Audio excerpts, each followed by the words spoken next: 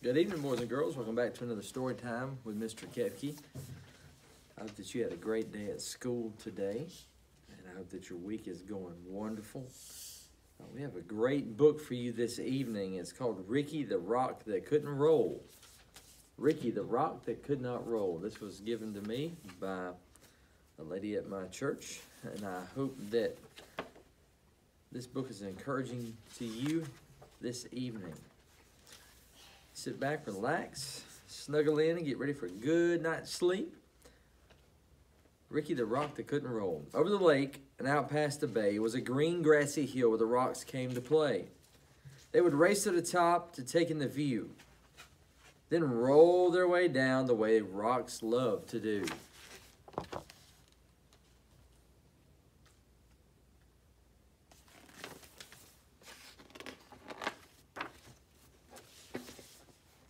There were Kip, Pip, Chester, Marvin the Boulder. Ignatius played too, though he was much older. And a group called the Pebbles never ever sat still, zigzagging their way up and over the hill.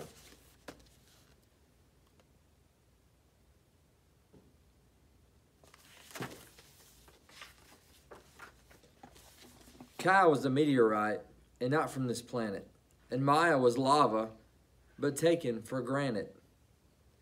Stu was a smart one, Parker the clown, and grumpy old Elbert rolled round with a frown.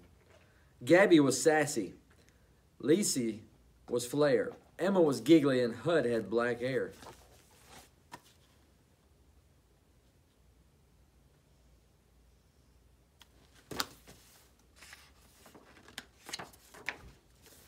But the one trait that seemed to be shared by them all was that every rock there was shaped like a ball.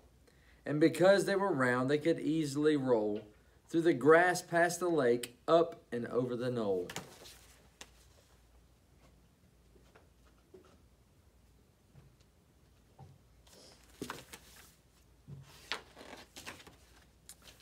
Except for poor Ricky, who quietly sat. You see, Rick could not roll because one side was flat.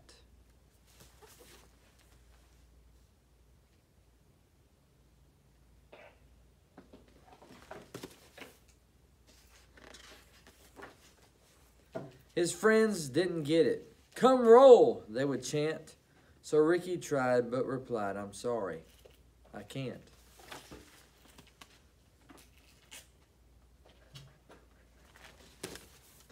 I wonder how that made Ricky feel. But the rocks were determined. They were sure they could solve Ricky's flat-sided problem and help him revolve.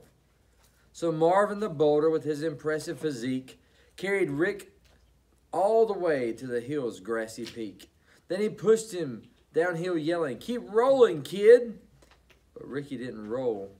He just kind of slid.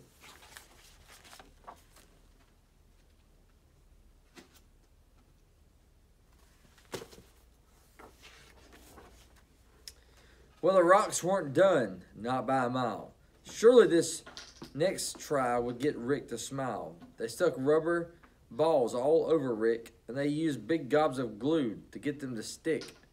They were proud of themselves. This would work, they announced, but Ricky still couldn't roll. Now, they just sort of bounced.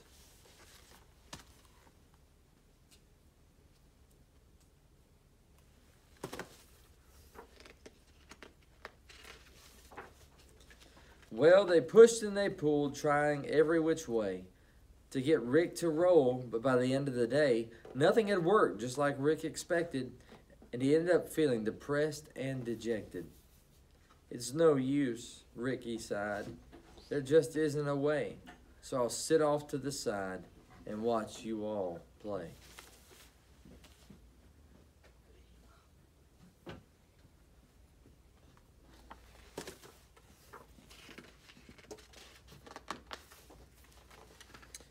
But his friends wouldn't quit. "We're here for you, brother, and we'll get you to roll one way or another." So they pondered in thought, each straining his brain, till they looked up and saw it was starting to rain. And that's when it hit the smart stone named Stu, "Eureka!" he shouted. "I know just what to do." He explained to them how they would get Rick to tumble. "My plan is pure genius." Stu wasn't too humble.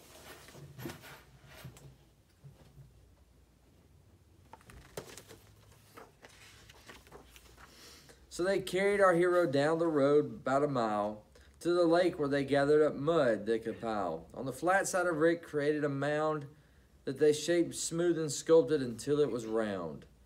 Then after the rain with the sun in the sky, they left him to bake till the mud was all dry. They gathered up vines and one colorful feather, and they wrapped it around Rick to keep it together.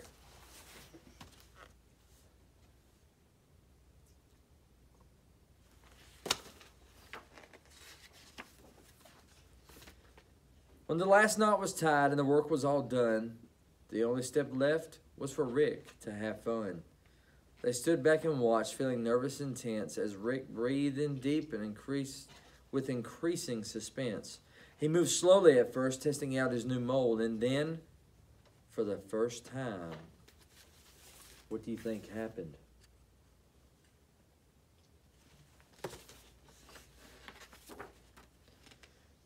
Ricky the Rock rolled.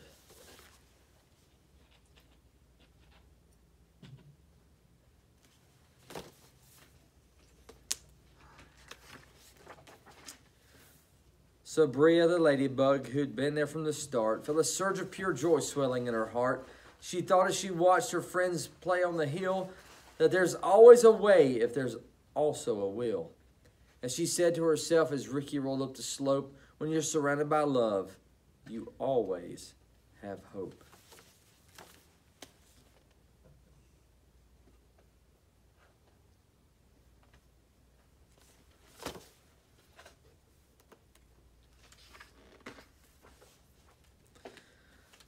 And that is the end of our story this evening.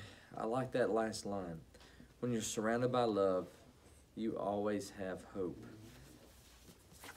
Ricky is a good example to every single one of us. That though you can't do the things that other people can do, that with the help of others and the help of people who love you, that eventually you keep trying and you keep having that will to be successful, that you will be. So I hope that we all learn a great lesson from Ricky this evening. I hope that you all have a good night, and I love you very much.